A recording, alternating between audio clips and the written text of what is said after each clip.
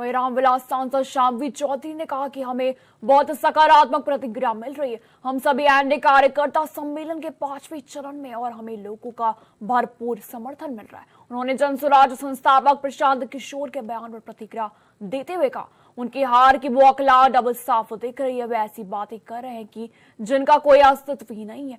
शामवी चौधरी ने कहा कि खुद वे अपने प्रेस कॉन्फ्रेंस में कह रहे हैं कि उनके पास सबूत नहीं है, जब उनके पास सबूत होगा तो तब हम बात करेंगे। जिस तरह वे झूठा प्रोपेगेंडा फैला रहे हैं, यह बहुत दुर्भाग्यपूर्ण है। सम्मेलन के 5th फेज में है और बहुत लोगों का समर्थन मिल रहा है, बहुत आशीर्वाद मिल रहा है। सिर्फ जहाँ पे अपने विधायक है वहाँ नहीं, जहाँ पे अपने विधायक नहीं है वहाँ पे भी पूरा समर्थन मिल रहा है, बहुत आशीर्वाद मिल रहा है जनता का। और अगर हम लोग जो अभी का समर्थन है उससे हम लोग एकदम श्योर हैं कि हम लोग इस बार 225 पार कर जाएंगे। प्रशांत किशोर ने जिस तरीके का आरोप लगाया आपके पापा पे, क्या कहेंगे? नहीं, देखिए वो कहीं ना कहीं उनकी जो हार की बौखलाहट है वो अब देखने को मिल रही है।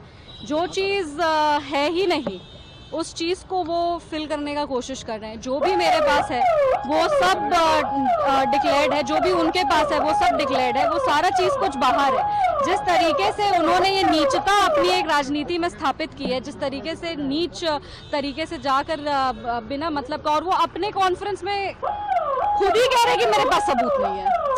ऐसा नहीं है कि वो कुछ प्रमाण के साथ बोल रहे हैं, वो एक अंदाजा लगा के बोल रहे हैं मेरे पास इसके खिलाफ कोई सबूत नहीं है।